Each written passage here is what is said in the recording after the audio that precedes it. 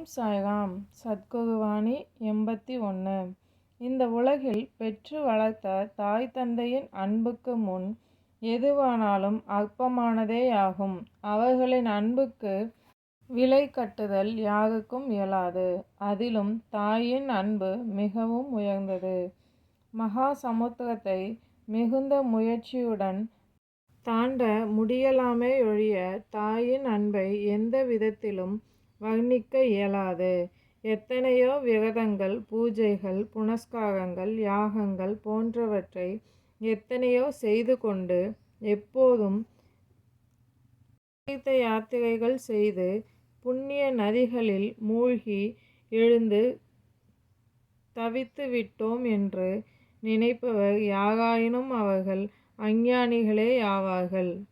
இவ்வளவு செய்தாலும் எமக்கு இறைவனின் பிரத்யட்ச தரிசனம் கிடைக்கவில்லையே என்று அவர்கள் புலம்புகின்றனர்.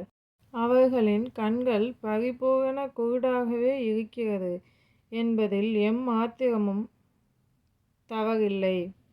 தாய் தந்தையரே கண்கண்ட தெய்வங்கள். அவர்களை மிஞ்சிய தெய்வம் ஏதிருக்க முடியும்?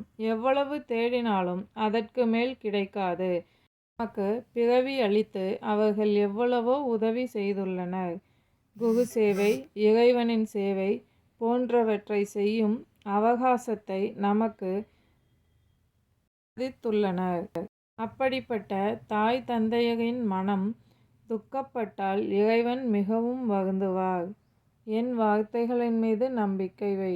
ஓம் சாய்ராம். இந்த வாணிக்கான கேள்வி: யாரோட அன்பை எந்த விதத்திலும் வர்ணிக்க இயலாது அப்படின்னு சாயப்பா சொல்கிறாரு.